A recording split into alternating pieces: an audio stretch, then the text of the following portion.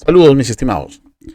Para el desarrollo de este video es importante tener un conocimiento básico previo de la teología cristiana.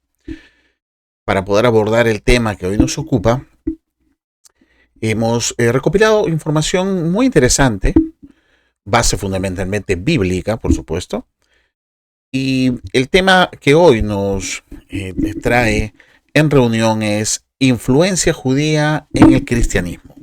Bien, esperamos que sea de mucha utilidad para todos esta información que vamos a compartir.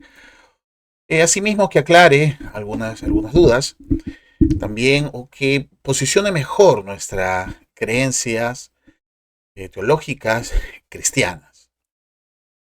Los tópicos de este tema serán la contradicción esencial, la justificación recurrente, la gracia judaizada, el verdadero prosemitismo y las conclusiones por defecto que siempre obtenemos de cada tema en desarrollo.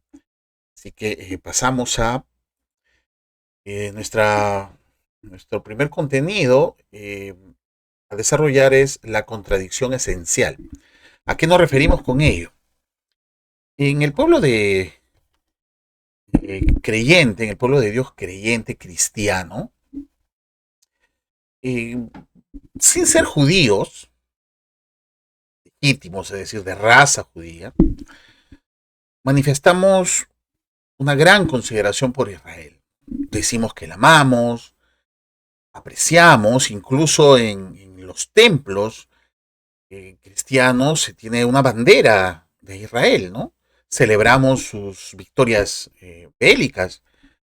Incluso, ¿por qué entonces, esto es una pregunta, ¿no? ¿Por qué entonces y a la vez, contradictoriamente, rechazamos a este legítimo pueblo de Dios, principalmente por sus creencias teológicas, por las creencias que ellos tienen, ¿no? Rechazamos a Israel a pesar que a ellos fue dada la palabra de Dios primera y directamente. Juzgamos su llamado literalismo de las escrituras, ¿no? Los acusamos muchas veces de que tienen una ausencia de discernimiento espiritual. Criticamos su falta de creencia en Jesús como Mesías. Y por supuesto, y en lo absoluto, no tomamos en cuenta ninguna de sus literaturas, ¿no? Como el Minash, que lo mostramos ahí graficado, y el Talmud. Para quien no lo sabe, el Minash o Mishnah es la primera gran colección escrita de las tradiciones orales judías, conocida también como la Torá oral. La Torá son los primeros 5 libros de la Biblia que conocemos hoy por hoy en el segmento del Antiguo Testamento, ¿no? Génesis, Éxodo, Levítico, Número de Deuteronomio. Pues la Mishnah es esa Torah de manera oral. Así podemos entenderlo. El Talmud es una obra judía basada en discusiones rabínicas sobre leyes judías, tradiciones, parábolas, narraciones e historias, ¿no? Es un código civil y religioso. Pero en lo absoluto, nosotros tomamos para nuestra vida espiritual, para nuestro aprendizaje cotidiano, estas ilustraciones y obras judías, ¿no? Por eso existe esta contradicción básica y esencial. Por un lado, amor, respaldo hacia Israel, pero por otro lado rechazamos su negativa de Jesús como el Mesías y no consideramos sus creencias teológicas ni su cura. Esta primera o esta contradicción sería una premisa muy importante para el desarrollo de la exposición que nos encontramos, ¿no? Bien, la justificación recurrente. Existen varias justificaciones de manera recurrente, diría yo, ¿no? Quiero citar unas 3, ¿no? Que tienen que ver mucho con pasajes de la Biblia que el pueblo cristiano toma en el sentido de basar o justificar ese amor desmedido, incondicional y casi ciego a Israel, sin mirar nada más que solo eso. No digo que no se deba amar a Israel, Pero, ¿a qué me refiero? ¿No? Un verso muy utilizado en la Biblia es Génesis capítulo 12. Los primeros versos nos dicen lo siguiente, ¿no? Vamos a leerlo. Y haré de ti una nación grande y te bendeciré, y engrandeceré tu nombre y serás bendición. Bendeciré a los que te bendijeren, y a los que te maldijeren, maldeciré. Y serán benditas en ti todas las familias de la tierra. Aquí Dios no le está hablando al pueblo de Israel. Es más, el pueblo de Israel aún no aparecía, ¿no? Abraham todavía no era abuelo de Isaac. Perdón, no era papá de Isaac ni abuelo de Jacob. Jacob toma el nombre de Israel. La nación de Israel no existía. Aquí Dios le está hablando a Abraham, por supuesto, ¿no? Ya hemos analizado el contexto y por supuesto la hermenéutica de todo este tema. Aquí Dios le habla a Abraham sobre las bendiciones y maldiciones hacia él, hacia su persona. No existía la materialización de su descendencia aún, ¿no? Descendencia de la cual el mundo pudo conocer a Dios, al único Dios, ¿no? En esa visión monoteísta, por supuesto. Pero, es decir, la narración de una condena por maldecir al pueblo de Israel no se registra en la Biblia. Más bien se toma eso como una frase que mágicamente extermina al disidente, al opositor, ¿no? Si alguien maldice, ¿no? Dispara esa maldición contra Israel, pues queda exterminado, eliminado y cae muerto en ese momento. Pues no es así, ¿no? No hay un registro bíblico en ese sentido sobre el pueblo de Israel. Y estamos hablando de Abraham, ¿correcto? Bueno, en realidad no debemos maldecir a nadie, ¿no? Es una enseñanza, elemental, bíblica, no es un axioma bíblico, ¿no? No debemos maldecir nunca a nadie, ¿no? Es más, hoy por hoy hay poblaciones, habiendo maldecido a Israel, y quizás todos los días sus habitantes lo hagan, pues ahí están y subsisten. Algunos países como, a ver, Corea del Norte, Rusia, China, Irán, ¿no? Lo hacen y todavía están ahí. No significa que eso esté bien tampoco, ¿no? Así que sabemos por esto que estamos observando que hay un paralelismo bíblico también ahí, porque si es que Dios no ve a Israel con una predilección injusta, ¿no? Porque si fuera esto así, si fuera esto correcto, respecto a las maldiciones, eh, pues todos los profetas que se atrevieron a dar un juicio de maldición hacia Israel, como Isaías, Jeremías, pues serían también malditos, ¿no? Y esto de ninguna manera es así. Acá hemos citado a Amós, por ejemplo, lo podemos ver aquí en la gráfica, en su capítulo 2, versos que desarrolla son del 4 en adelante. Dice así: así ha dicho Jehová, por 3 pecados de Judá y por el cuarto no revocaré su castigo, lo voy a castigar sí o sí, porque menospreciaron la ley de Jehová y no guardaron sus ordenanzas, y les hicieron errar sus mentiras en pos de las cuales anduvieron sus padres. Prenderé, por tanto, fuego en Judá, el cual consumirá los palacios de Jerusalén. Luego ya más precisamente habla del juicio contra Israel. Acá habló del reino de Judá, ahora va a hablar al reino de Israel. Así ha dicho Jehová, por 3 pecados de Israel y por el cuarto no revocaré su castigo, porque vendieron por dinero al justo y al pobre por un par de zapatos. Pisotean en el polvo de la tierra las cabezas de los desvalidos y tuercen el camino de los humildes. Y el hijo y su padre se llegan a la misma joven, profanando mi santo nombre. Sobre las ropas empeñadas se acuestan junto a cualquier altar, y el vino de los multados beben en la casa de sus dioses, en minúscula. Vos no tenía ningún reparo, ningún inconveniente por preferir un juicio de maldición. Así que, por supuesto que Génesis capítulo 12 no aplica, ¿no? No aplica de la forma como hoy se pretende dar a entender que aplica. No es así. Aclarado ese asunto. La misma Biblia lo aclara. Bien, en la siguiente tenemos otro tipo de justificación que también, o de la cual se echa mano muy comúnmente, ¿no? Tenemos aquí también en Génesis, ahora el capítulo 22, dos versos, el 17 y el 18.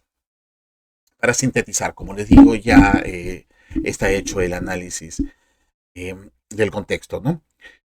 Dice así la palabra del Señor: de cierto te bendeciré y multiplicaré tu descendencia como las estrellas del cielo y como la arena que está a la orilla del mar. Y tu descendencia poseerá las puertas de sus enemigos. En tu simiente serán benditas todas las naciones de la tierra, por cuanto obedeciste a mi voz. Aquí también Dios le habla a Abraham. Le habla sobre su descendencia y simiente biológica, la semilla. En el hebreo original, la palabra simiente, ojo con esto, se entiende o se lee en singular, pero alude o expresa siempre al plural, es decir, simientes. Un dato ahí. Bueno, la descendencia de Abraham primeramente fue Ismael. Tenemos este gráfico allí que nos lo ilustra y lo sabemos por historia bíblica también. Después de Ismael, Abraham, el siguiente hijo de Abraham fue Isaac. Fue, por supuesto, Isaac el hijo de su legítima esposa Sara, el hijo de la promesa en donde serían benditas todas las naciones de la tierra, o todas las familias de la tierra, por cuanto se derive el linaje de Jesús el Mesías. Pero después de Isaac, Abraham tuvo luego 6 hijos más. Los tuvo después de la muerte de Sara con Sétura, ¿no? Eso está en el capítulo 25 de Génesis, pueden explorarlo. De estos 6 hijos, más los que se emparentaron con los de Ismael, formaron las actuales naciones árabes, que por supuesto son descendencia de Abraham y son poblaciones grandes y muy prósperas. Entonces, aquí no hay un enfoque único o un direccionamiento único sobre lo grande de la descendencia, ni lo próspero, ni lo bendito de la descendencia. Aquí está hablando de toda la descendencia de Abraham, ¿no? Y la primacía de la realidad nos dice que en efecto todos los descendientes de Abraham pues son grandes, son numerosos y muy prósperos. Entonces no podemos solo señalar que la nación de Israel es la única grande y próspera. También si hablamos de número, de cantidades, no estaría al nivel que sus primos hermanos, ¿no? o de sus medios hermanos, también árabes, ¿no? Entonces es un punto allí neurálgico a entender, a entender. Bien, otra justificación también es un texto bastante conocido, que se encuentra en el Salmo 122, el verso 6, que muy sucintamente dice: pedid por la paz de Jerusalén, sean prosperados los que te aman. Y hoy por hoy ya ese texto lo cambian, dice: pedir por la paz de Israel, orad por Israel, ¿no?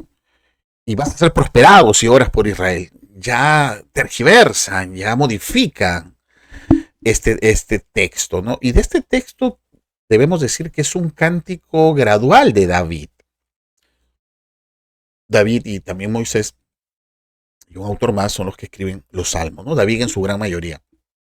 Aquí David expresa, en este salmo puntual que estamos leyendo, su anhelo y sentimientos, ¿no? Pedid por la paz de Jerusalén y sean prosperados los que te aman. Hablando de Jerusalén.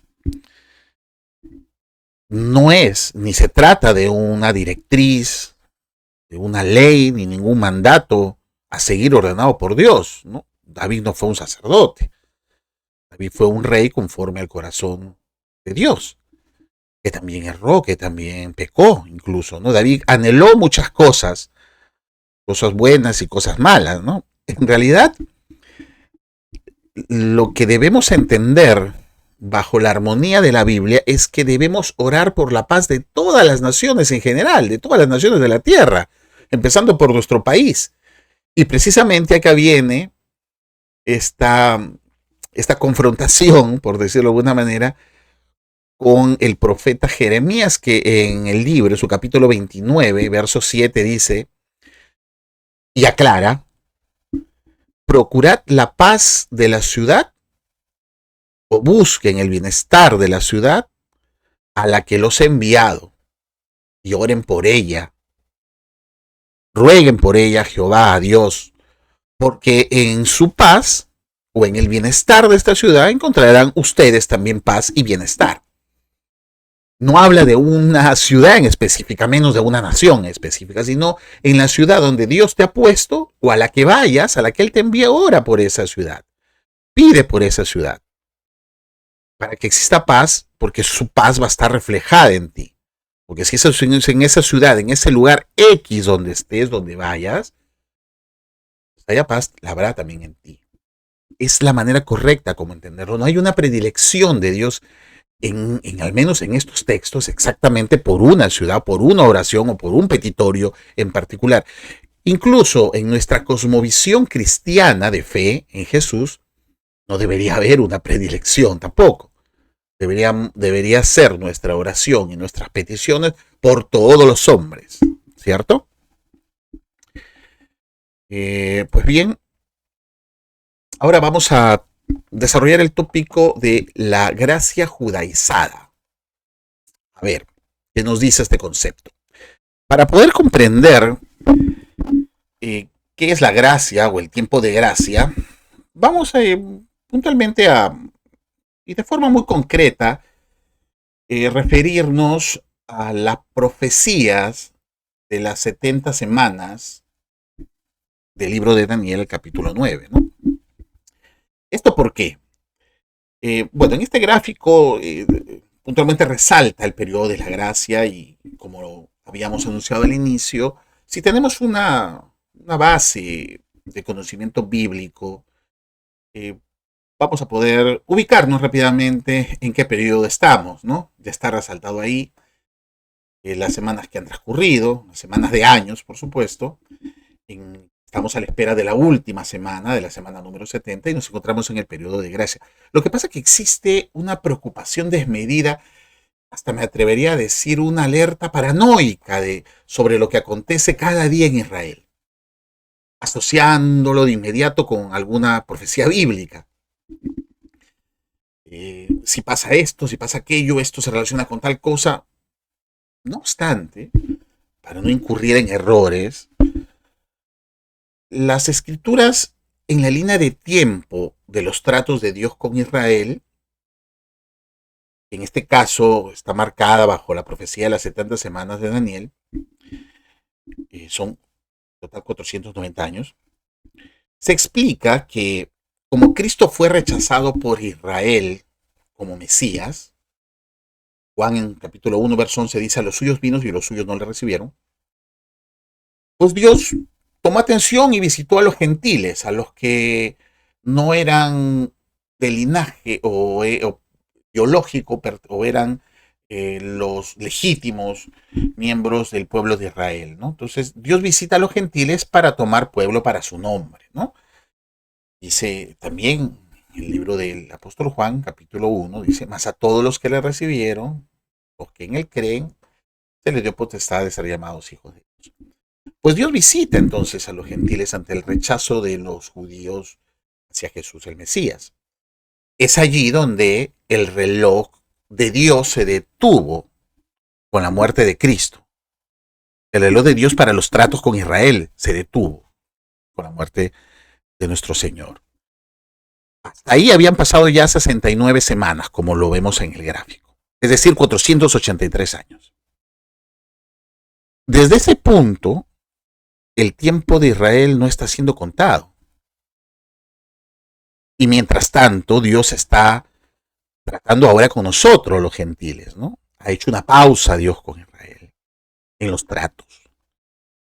Entonces estamos en el denominado periodo de la gracia. Por gracia sois salvos, ¿no? No denominado en vano, se sustenta bíblicamente, ¿no?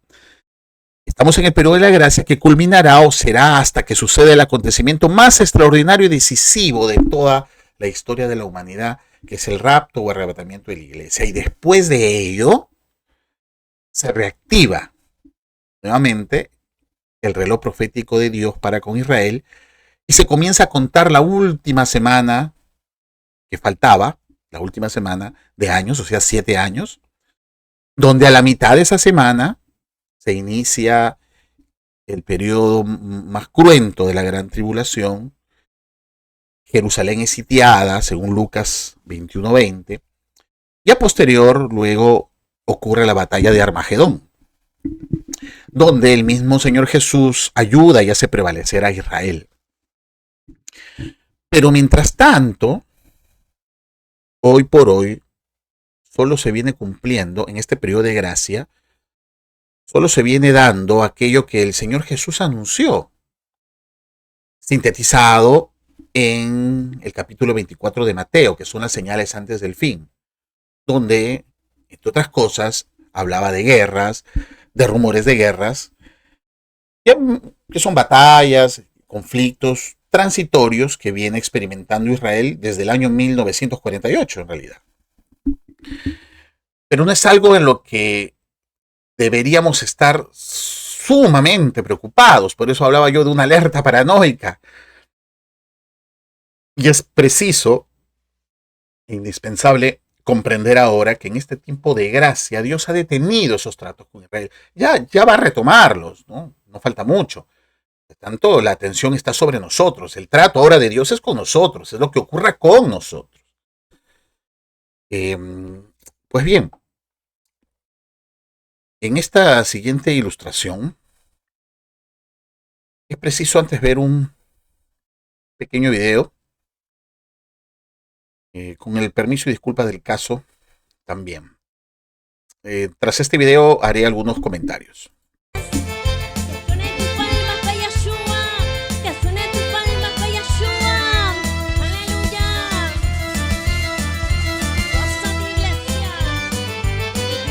Y todos le decimos aleluya, aleluya, Rey, aleluya.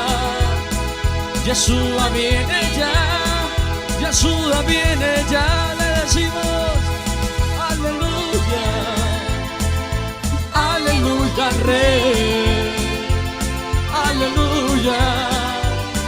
Yeshua viene ya, Yeshua viene ya, Él viene por su nombre. Bien, hablábamos del periodo de la gracia, que rápidamente lo hemos reentendido, y nos ceñimos ahora a este segmento de la gracia judaizada. ¿Por qué? No hay indicación bíblica alguna para los gentiles sobre guardar días, fiestas, tomar algunas dietas de alimentos, ni menos, o sea, ni mucho menos estas dietas nos hacen ser más santos o espirituales, ¿no? Porque comamos o dejemos de comer. A todo esto Dios llama sombra de lo que ha de venir, ¿cierto? En la Biblia. Tampoco hay ninguna directriz bíblica de llamar a Dios el Padre o a Jesús con nombre hebreo, tratar de descifrar el tetragramatón y buscar la pronunciación más adecuada del nombre de Dios. Es que de todo eso trata un poco esta judaización del cristianismo. Ni los judíos mismos pronuncian por respeto y solemnidad el nombre de Dios, ¿no? Lo denominan como Hashem, tal vez, ¿no? Entonces, tampoco en la Biblia a los cristianos, ¿no? A los gentiles, cristianizados, que adoptaron la fe de Jesús, se les indicó que utilicen alguna vestimenta que aluda al pueblo judío, Israel, tampoco el uso de elementos rituales o implementos como vemos en las imágenes, de cuernos, ¿no? El sofá, ¿no? Banderas, candelabros como el menorá, representaciones del arca del pacto, mucho menos, ¿no? En realidad, muchas otras formas que desligan o que se desligan de la gracia dada por Jesús a la iglesia, ¿no? Una obligación nos es impuesta. Más bien esto hace innecesario el sacrificio de Jesús en la cruz. Recordemos que en el Concilio de Jerusalén, capítulo 15 del libro de los Hechos, entre las imposiciones, llamémoslo así, o entre las prácticas que sí deberían llevar a cabo los gentiles, solamente estaban el no comer sangre, ahogado, evitar, abstenerse de fornicación. Nada más, nada más. Pero la judaización en el cristianismo tiene que ver con lo que acabamos de visualizar, en las imágenes y en el video. Hay una intención o una pretensión de ser más piadoso porque tenemos ese amor y este respaldo hacia Israel. Y acabamos hacia atrás de revisar que no hay un direccionamiento ni mandatos al respecto. Bien, en la siguiente ilustración tenemos textos elementales que nos hablan al respecto de las indicaciones y de las alertas que en la palabra de Dios se nos da sobre esta propagación judaica dentro del cristianismo. Por supuesto está Colosenses en su capítulo 2, lo hemos citado brevemente hace un instante, pero vamos a volverlo a leer y entender qué alertas más bien debemos sí nosotros tener y llevar a cabo para no caer en la judaización innecesaria. Dice así el capítulo 2 de Colosenses, verso 13 en adelante, ¿no? Y a vosotros, estando muertos en pecados y en la incircuncisión de vuestra carne, os dio vida juntamente con él, perdonándoos todos los pecados, anulando el acta de los decretos que había contra nosotros, que nos era contraria, quitándola de en medio y clavándola en la cruz. Y despojando a los principados y a las potestades, los exhibió públicamente, triunfando sobre ellos en la cruz.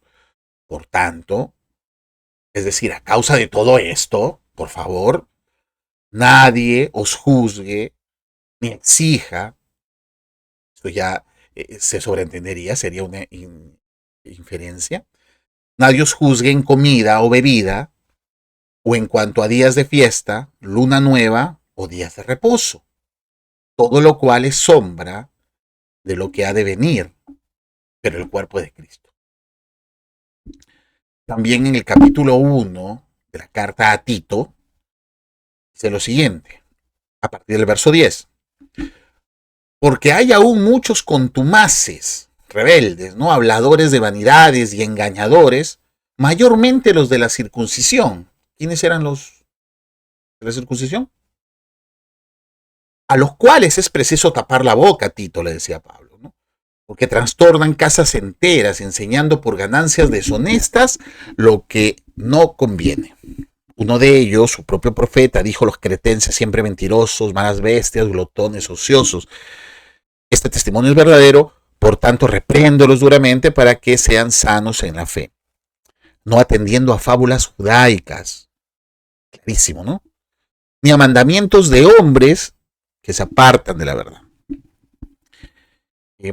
Otro ejemplo final que quise considerar en la Biblia es el capítulo 2 de Gálatas, donde ocurre un hecho muy, muy particular, ¿no?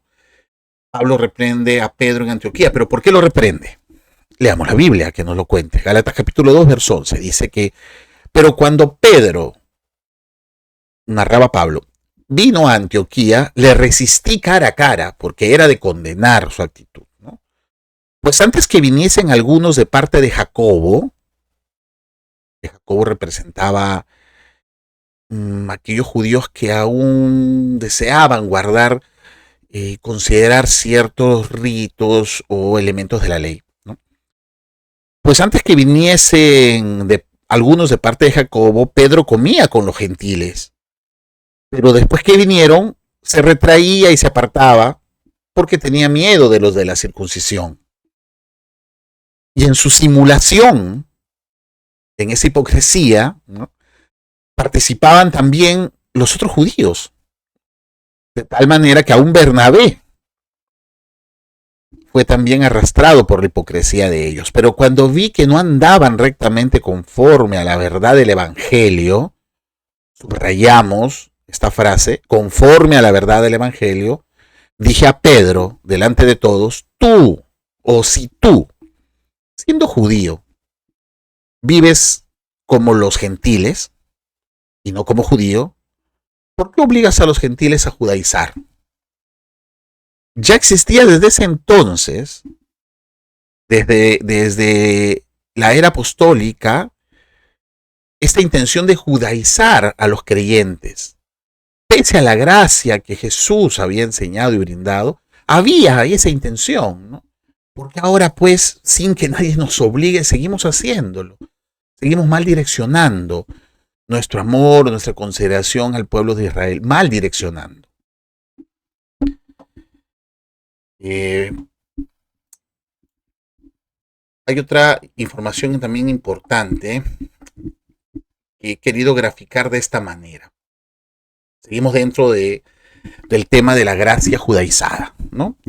Todos conocemos esta explicación que brinda Pablo al respecto de Israel como el árbol del buen olivo y a los creyentes, a los gentiles, el olivo silvestre. Pues aquí tenemos dos imágenes, ¿no? El olivo plantado que describe Jeremías en su capítulo 11, cómo se representa desde su raíz santa, ¿no? Isaac, Jacob, ¿no?, el tronco, las ramas, que son las 12 tribus de Israel, y a su costado, pues, esa representación se traspola ahora con la venida de Cristo. Pues al respecto tenemos que comentar aquí lo siguiente, ¿no? Dios a través de su palabra hace valorar más bien la prevalencia de la fe y de la gracia antes de un linaje biológico. Pablo lo desarrolla muy bien, ¿no? Antes que un linaje biológico o que un pueblo en particular, ¿no?, como el judío o el israelí. No, antes que eso está la fe y la gracia. Dice que no es judío el que lo es exteriormente ni el que lleva la circuncisión de la carne, sino quien lleva la circuncisión en el corazón, ¿no?, que es la que importa para Dios y recibe la alabanza de Él y no de los hombres, ¿no? Romanos capítulo 2, verso 29. Es decir, el ser israelita, naturales o raciales, no los hace, según la explicación de Pablo, no los hace así hijos de Dios, ¿no?, sino lo son los de la promesa de la descendencia bendita de Abraham. Y en ese sentido, nos dice la Biblia que nuestro ayo, que la ley era nuestro ayo, ¿no? Nuestro ayo, entendámoslo como el pedagogo, ¿no?, el esclavo que llevaba al colegio al niño, ¿no? Entonces, pero con la venida de Cristo y la fe en Él, esto ya debería actuar en nosotros como una señal de madurez espiritual, ya no como niños en la cual la ley nos instruía y nos llevaba, ¿no?, cual pedagogo, cual ayo, que nos llevaba y nos enseñaba de un lugar a otro. Con la venida de Cristo y la fe en Él, esto ya debería convertirse para nosotros en una señal de madurez espiritual que deberíamos adoptar. O sea, la condición de ser linaje de Abraham, espiritualmente hablando, no como este movimiento de raíces hebreas, ¿no? La condición de ser linaje de Abraham es creer en Cristo. Por eso Juan escribió que a los que en él creyeran se les da potestad de ser llamados hijos de Dios, ¿no? Por lo tanto, en este tiempo de la gracia, ¿no?, ya no hay judío, griego, como dice la palabra, ya no hay diferencia, ninguna otra diferencia. Al contrario, estamos en la dispensación que favorece a los gentiles, ¿no? ¿Por qué esta intención de retroceder entonces y adoptar elementos, formas, nombres, pronunciaciones que ya no tienen que ver con nuestra visión de fe actual, que es la gracia y la fe en la persona de Jesucristo, ¿no? En realidad estamos en una mejor posición para la salvación antes que los israelitas según la carne, ¿no? Que los israelitas según la carne. Al pueblo correcto de linaje y ascendencia abrahámica, biológicamente hablando, Pablo lo representa, como estamos viendo en la imagen que nos ilustra, como el árbol del olivo con raíces santas, ¿no? Y cuyas ramas han sido desgajadas precisamente por no creer en Jesús, como acabamos de mencionar. Y a los gentiles los destaca como el olivo silvestre, el cual ha sido injertado por esas ramas desgajadas, y de esa forma podemos gozar de la raíz del árbol, ¿no? Al haber sido incorporados. Pero más no por ello nos corresponde jactancia de ninguna forma, ¿no? Ya que la raíz es la que nos sustenta. Ahí está el enfoque correcto. Está bien, ¿no? La raíz nos sustenta porque a través de Israel conocimos al verdadero y único Dios. A través de un hijo de Abraham vinieron a ser benditas todas las familias de la tierra, hablando de Jesús. Y estamos sustentados sobre esa base. Eso es cierto, ¿no? Pero si esas ramas originales llegaran a creer en Jesús, pues sin ninguna duda serán insertadas de nuevo en el buen árbol. Entonces, no debería haber jactancia, ¿eh? No debería haber jactancia. Estamos en una atención de Dios en este tiempo de la gracia sobre nosotros los gentiles, pero no por ello Dios va a dejar de tener tratos con su pueblo. Hemos descrito hace un par de ilustraciones atrás respecto a las 70 semanas de Daniel y la línea profética al respecto. Bien, aclarado esto, vamos a pasar a otro tópico. Seguimos en la gracia judaizada. Es importante tomar en cuenta esta verdad. Un padre de la Reforma, principal diría yo, que fue Martín Lutero, tenía una enemistad con el pueblo de Dios, con los judíos principalmente, porque Israel todavía no se reestructuraba nuevamente como nación, ¿no? Él desarrolló un escrito llamado Sobre los judíos y sus mentiras. Y en una de sus páginas, como vemos en la ilustración, él cita 7 puntos que los creyentes tienen que adoptar en contra de los judíos. El primero, como leemos ahí, dice: incendiar las escuelas y sinagogas judías y advertir a la gente sobre su presencia. No permitir que los judíos sean propietarios de casas de cristianos. Tercero, remover las escrituras religiosas judías. Cuarto, negarle a los rabinos el derecho de predicar. Quinto, no ofrecer protección a los judíos en las carreteras. Sexto, para que se prohíba la usura deben eliminarse el oro y la plata, permaneciendo bajo custodia, y que ésta sea devuelta a los judíos realmente conversos, los que se revertían de su creencia judía, ¿no? 7. A los judíos jóvenes y fuertes se deben de proveer azotes, hachas, palas y usos a fin de que se puedan ganar el pan con el sudor de su frente. Hay una verdad que no debería decepcionarnos, sino aclarar nuestra visibilidad en la historia. Y por estas verdades, los cristianos judaizantes, ¿no?, tienen que hacer una y otra pirueta para sustentar su postura, ¿no?, sabiendo que el padre de la Reforma, como Lutero, tenía una enemistad terrible con los judíos. Incluso hay información de que Hitler y el movimiento nazi tenía influencia de estas, digamos, de esta posición luterana respecto a los judíos.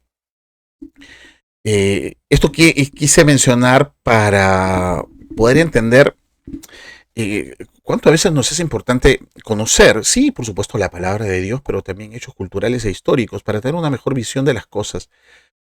Hizo muchas cosas buenas Lutero, por supuesto, fue quien expuso las tesis, las 29 tesis, y quien pues inició una reforma que nos permitió y facilitó conocer la palabra de Dios. Se pudieron conocer verdades, opacar mentiras, entre otras, ¿no? Pero también había una situación allí con el pueblo de Dios, con el pueblo judío, que es necesario tener en cuenta para nuestra valoración integral, ¿no? Pasamos al siguiente tópico, que vamos a empezar a hablar acerca de, ya este es el último tema, si no me equivoco, el verdadero prosemitismo.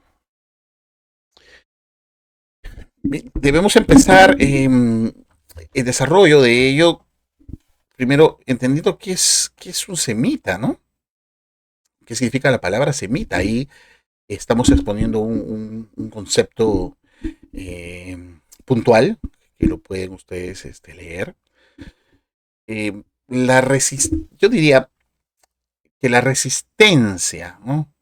La oposición al mal llamado antisemitismo, porque hay muchas protestas y marchas contra el antisemitismo.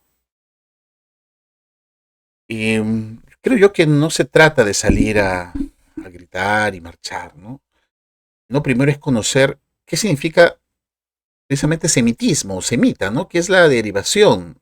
Semitismo es la derivación de la palabra semita, que proviene del nombre de uno de los hijos de Noé, llamado Sem, y donde a las lenguas emparentadas con el hebreo se les llama lenguas semíticas, ¿no? Y por extensión, para designar a los pueblos hablantes de estas lenguas y sus relaciones culturales, se les llama semitas, como lo son por supuesto los judíos, pero también los árabes. Las imágenes nos ilustran a dos pueblos semitas, ¿no? Los palestinos son árabes, por supuesto, son también semitas, ¿no? Entonces, inferimos por ende que los cristianos que salen a marchar en contra del antisemitismo, sin saberlo, están a favor de los palestinos árabes. ¿Cierto? ¿No?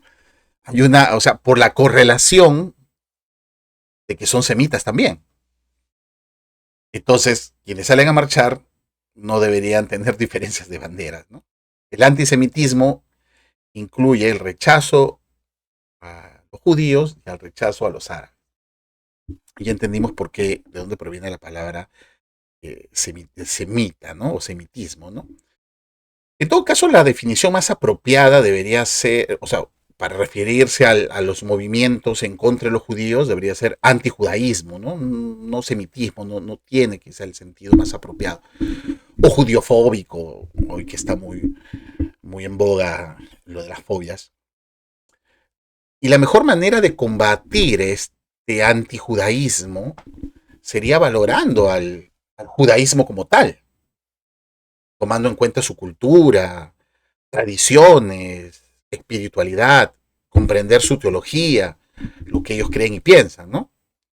Pero acá viene la contradicción, ¿no? La contradicción empieza cuando los creyentes en el marco bíblico, por un lado, salimos a marchar a favor de Israel y hacemos, damos algunas arengas en favor de ellos, pero la contradicción comienza en el mismo marco bíblico, porque se cataloga a los judíos como cegados, confundidos, sepulcros blanqueados, generación de víboras, de la sinagoga de Satanás, y hasta asesino de profetas, ¿no? Entre otros adjetivos muy negativos. Y eso que los judíos también aman a Dios sobre todas las cosas, ¿eh? Y podemos adicionar que la misma posición que los judíos tenían en su momento respecto a Jesús como Mesías, todavía la siguen teniendo hasta ahora, y nos consideran a los cristianos como blasfemos e idólatras, ¿no? Porque idolatramos a un hombre como Dios, es más, la Trinidad, en fin. Pero a pesar de esto, pues las marchas en favor de ellos se dan, ¿no? Se les da una consideración a los que la Biblia trata como fieras apedreadoras. Pero en esa incongruencia, o sea, en esa incongruencia es donde aterriza precisamente algunos creyentes de mala forma, ¿no? Aterrizan de mala manera allí, ¿no? Porque tomamos partido por un lado, pero por otra parte los ofendemos cuando leemos. Por eso que en su momento en Estados Unidos quería prohibir el Nuevo Testamento porque había una atmósfera de antisemitismo ahí por todo lo que en el Nuevo Testamento se hablaba de los judíos. Por otro lado, hacemos una marcha a favor de ellos, ¿no? Entonces, esa es la incongruencia del cristianismo. Algunos le pueden llamar tal vez hipocresía. Pero como fuere, resulta muy conveniente para algunos creyentes de hoy en día por estos supuestos beneficios que creen poder obtener estando de parte de Israel, ¿no? Beneficios o bendiciones que hemos desarrollado al inicio de la exposición. Finalmente vamos a citar tres conclusiones que las pueden ustedes leer junto conmigo de todo el tema que hoy hemos atendido, ¿no? La primera sería que esta nación, la que está siempre, o la que será nación siempre delante de Dios, la que va a prevalecer sobre sus enemigos, el reloj profético del cristianismo, pues también peca, también tiene errores, también es susceptible de ser condenable por algunos actos o hechos, ¿no? Y por ende necesita del perdón de Dios, necesita arrepentirse, ¿ah? Eso sin duda. No caigamos en un fanatismo, ¿no? La segunda conclusión es que no se busca la simpatía de Dios solo amando a Israel, ¿no? O por amar a Israel. Amemos a Israel con una sinceridad plena, ¿no? No por intereses en las bendiciones o temor a las maldiciones. Israel, por supuesto, que es vital para la doctrina cristiana, pero no a un nivel divino. Caigamos, como les digo, mismos en idolatrías, ¿no? Por último, recordemos siempre que en Cristo está la plenitud de la deidad. Él es el pan de vida, en Él se cumple la ley, y por su tan sola gracia somos salvos. No necesitamos adherirnos o tener vínculos gratos con ninguna nación en particular. No con todas, en realidad, ¿no? Somos la sal y la luz del mundo, estimados. Bien, damos por terminada la exposición de ahora. Muchas bendiciones para todos ustedes.